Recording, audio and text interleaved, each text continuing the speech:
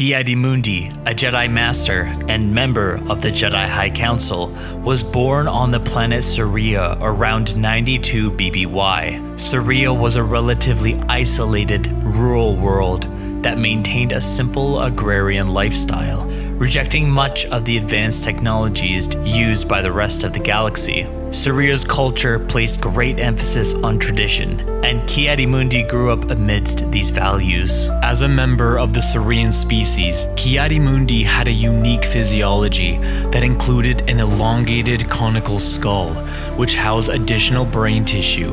This gave him superior cognitive abilities and a heightened sense of reasoning and foresight. Saria was also notable for its imbalanced gender ratio, with males being significantly fewer than females.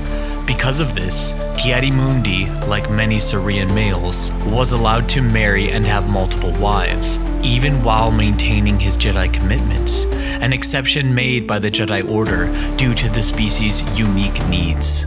At the age of 4, Ki-Adi-Mundi was discovered by the Jedi Knight Anya Kuro, also known as the Dark Woman, and was brought to Coruscant for training. The Council made a rare exception by accepting him as a Padawan later than usual, given the immense potential they sensed in him. His Sarian biology, featuring 2 brains and 2 hearts and a naturally advanced intellect, provided him with exceptional cognitive abilities, making him an ideal Jedi. Being older than most initiates when first brought to the Jedi Temple, Ki-Adi-Mundi faced challenges in adjusting to life as a Jedi, but his strong connection to the Force and sharp intellect enabled him to progress rapidly through his training. Ki-Adi-Mundi became one of the most respected Jedi in the Order, both for his combat skills and his wisdom.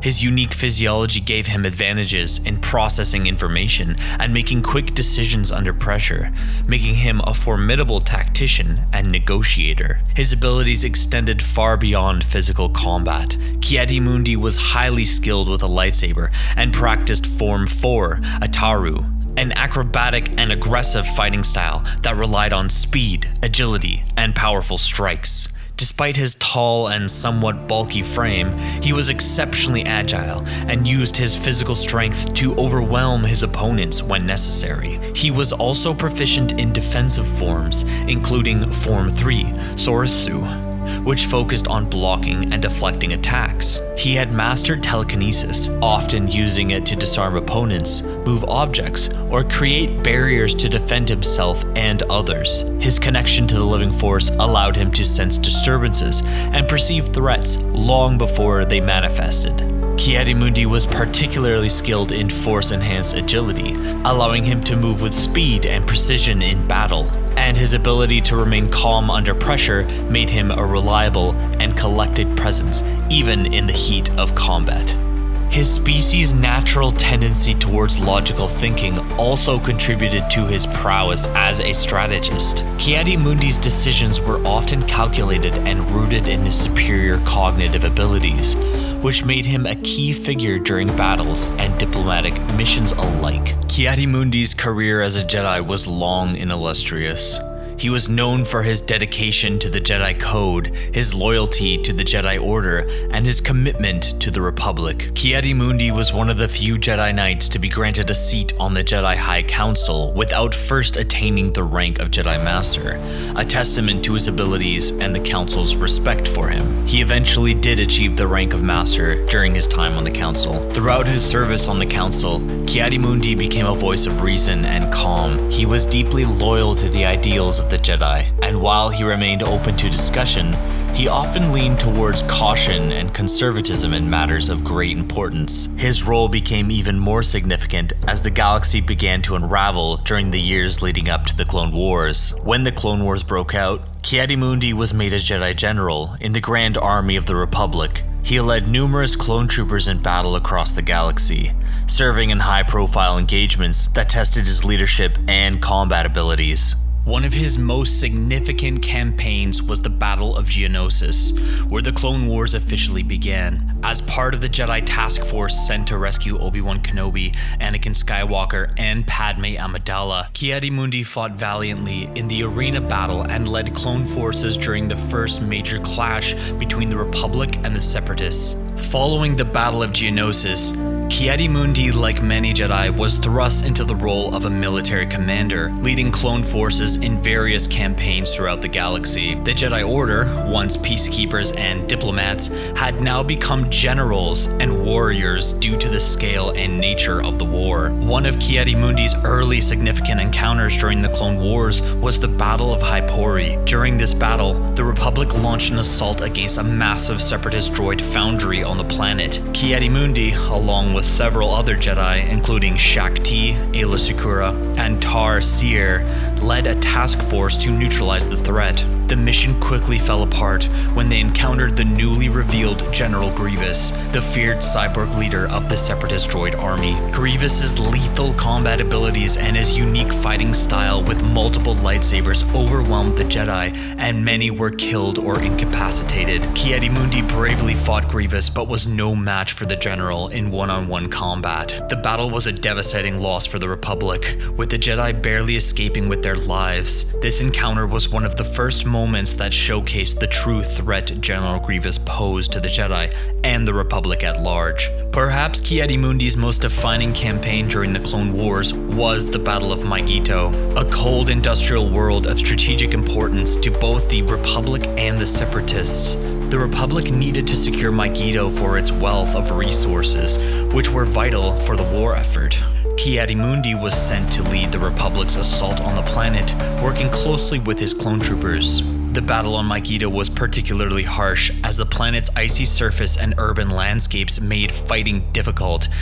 Ki-Adi-Mundi showed his usual tactical brilliance in this campaign, leading his clone battalions into combat against the separatist droid forces. The battle dragged on for an extended period, making it one of the longer campaigns of the war, but Ki-Adi-Mundi's leadership helped secure important victories for the Republic. Clone Commander Bakara served under Ki-Adi-Mundi in the Mygeeto campaign, leading Galactic Marines, a specialized unit of clone troopers. Bakara and Ki-Adi-Mundi developed a working relationship built on mutual respect, as both were determined to secure the Republic's objectives, even in the face of extreme hardship. During the Second Battle of Geonosis, Jedi Master Ki-Adi-Mundi played a key role as one of the leaders of the Republic forces, tasked with retaking the planet Geonosis from the Separatists. This battle, which took place several months after the initial Battle of Geonosis, was critical to the Republic's war effort, before the Separatists had re-established a powerful droid manufacturing facility on the planet, overseen by Archduke Poggle the Lesser. The second assault on Geonosis was led by Jedi Generals Anakin Skywalker, Ahsoka Tano, Obi-Wan Kenobi, Luminara Unduli, and Ki-Adi-Mundi, all of whom commanded different sectors of the Republic's attack. Ki-Adi-Mundi was tasked with leading a significant portion of the clone army to break through the Separatist defenses and secure a key landing zone that would allow the Republic forces to advance deeper into the planet's fortifications, including clearing out droid battalions and providing a path for the Republic's heavy artillery to advance towards the droid factories. His mission was dangerous, as the Geonosians, led by Poggle the Lesser, had set up strong anti-aircraft defenses and entrenched positions in the rough, rocky terrain of Geonosis. Ki-Adi-Mundi's sector faced heavy resistance with waves of battle droids and Geonosian warriors attacking the Republic's forces. Using his tactical expertise and his mastery of the Force, Ki-Adi-Mundi led his clone troopers in a grueling push against the entrenched droids. He was known for his ability to inspire his men and coordinate their attacks effectively, keeping their morale high despite the overwhelming odds they faced. After successfully breaking through the Separatist defenses, Ki-Adi-Mundi continued to lead his forces in the larger battle, participating in the final push to destroy the droid factories and shut down the Separatist production capabilities on the planet. The Second Battle of Geonosis was ultimately a victory for the Republic, and Ki-Adi-Mundi's leadership was a key factor in the success of this campaign. Ki-Adi-Mundi also played a crucial role in the Battle of Mygeeto, where his forces were tasked with securing the planet's strategic resources. Mygeeto, a harsh, icy world, became one of his defining battles, and his leadership was instrumental in the Republic's efforts there. Throughout the war, Ki-Adi-Mundi remained a steadfast supporter of the Republic, but he began to notice the strain that the prolonged conflict was having on the Jedi Order. His loyalty to the Jedi and his belief in the necessity of supporting the Republic led him to make difficult decisions, including backing the Council's concerns about Anakin Skywalker and the rise of Chancellor Palpatine's unprecedented powers. He was one of the Jedi Masters who questioned Anakin's loyalty and was wary of Palpatine's influence, though like many others, he did not fully comprehend the true threat Palpatine posed until it was too late. Tragically, Ki-Adi-Mundi's service came to a sudden and violent end during Order 66, the command issued by Darth Sidious to exterminate the Jedi. At the time, Ki-Adi-Mundi was leading an assault on Mygeeto, and as he charged into battle alongside his clone troopers, they turned on him without warning. Despite his formidable skills and his ability to deflect the initial attacks, the sheer number of blaster bolts overwhelmed him, and he was killed in action, like so many of his fellow Jedi across the galaxy.